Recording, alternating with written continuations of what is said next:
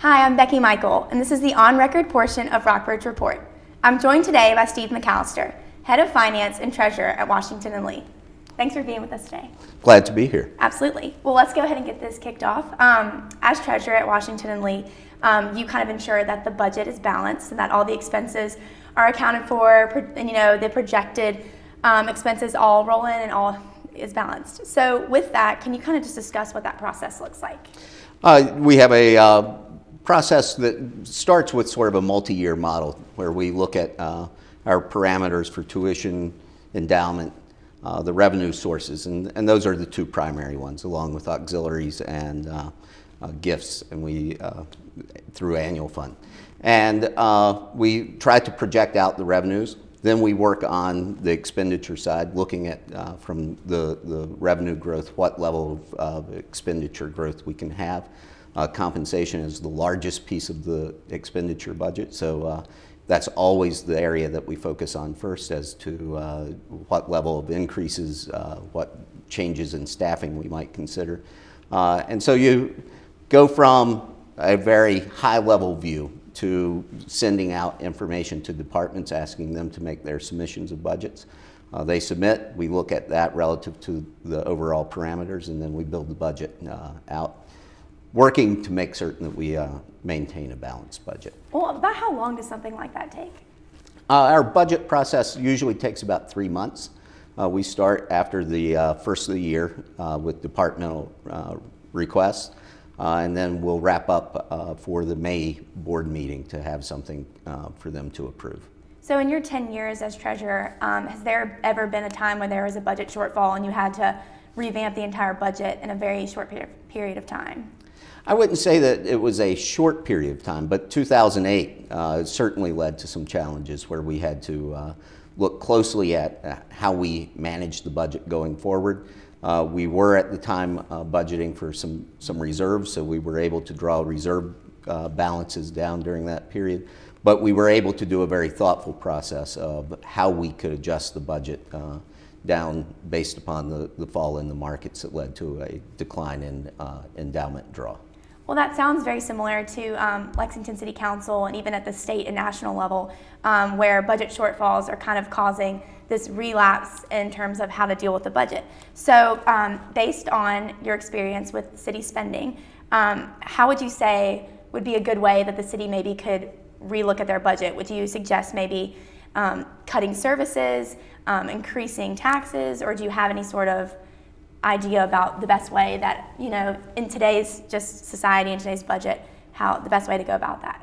I think the city has a difficult challenge ahead. I think they look very closely at their expenditure side. I think they have to be thoughtful on the revenue side relative to tax rates, the tax base.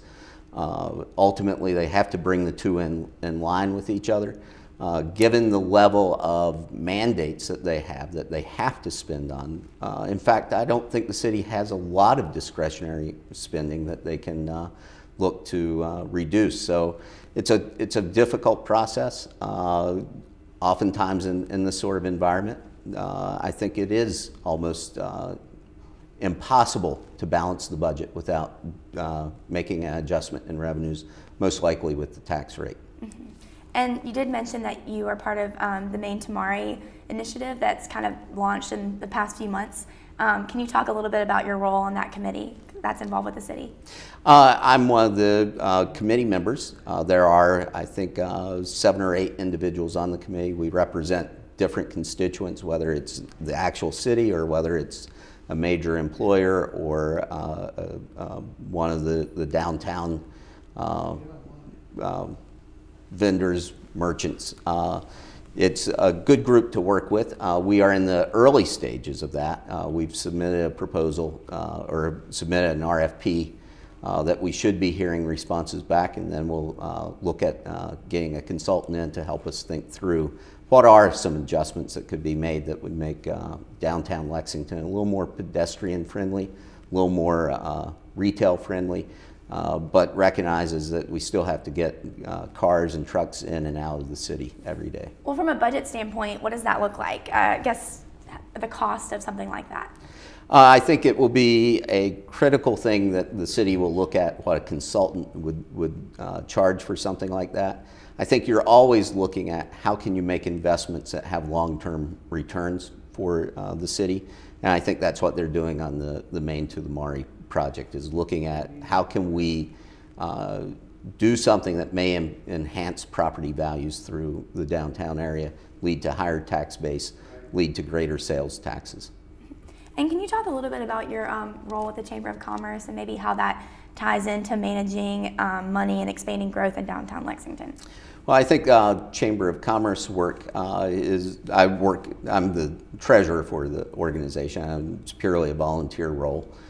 So I sit on the board, sit on a couple committees with the Chamber, and we're focused on how can we improve the business environment, not just in downtown Lexington, but throughout the area. There's 550 members of the Chamber, and there's a lot of work to trying to find ways that we can help to improve the business climate for each and every one of them. Definitely. Also at WNL, I know fundraising is a huge portion of where a lot of our money comes from. You mentioned the development office. They work closely with alumni in our large network. Do you see fundraising becoming more of a widespread means of raising money, even like at the state and local level, as well in the future? I certainly think that organizations like higher ed institutions, not-for-profit institutions, fundraising takes on a much greater role for trying to figure out how to make the organization finances work. On the state and local level, I don't know that it works on municipality, although we see examples of things like the Rockbridge County School Foundation, where they've been able to effectively lead to some investment in the school system that otherwise wouldn't have happened. But it's clearly an area that I think every organization that has a mission that is driven to serve the greater public good, they're looking at fundraising as an opportunity to grow their budgets. Absolutely. And then this is kind of just from a citizen standpoint, do you think that citizens of Virginia and especially Lexington have sort of become immune to the idea of debt in terms like budget shortfall? And because it seems to be one of those topics that continues to circulate but doesn't really have any sort of resolution. So do you think that's a concern for citizens when they go to the polls and vote, or do you think that that's kind of become an issue that is sort of just become inherently okay? I think for a lot it has become inherently okay. Having said that, I think for some individuals, the deficit spending that the governments have done, especially at the federal level, is viewed as detrimental long-term for the United States. Clearly, we will have to be looking at how we look at our debt and the deficits that the government generates, and figuring out solutions to lowering that level of deficit over the coming years. We certainly don't want to be like Europe is today. Certainly not. Yeah, definitely. Well, you are from Virginia originally, so do you think that there's been increased talk about the budget shortfall in your time in Virginia since you were born here, or do you think this is an issue that's only going to get worse, or do you foresee it as one that maybe has a shining light at the end of the tunnel? Well, I think if we can see a prolonged period of economic growth, a lot of these issues begin to dissipate. And certainly at the state level, I think that will be the case, that the difficult budget times that we see at the state will be solved with growth in Virginia.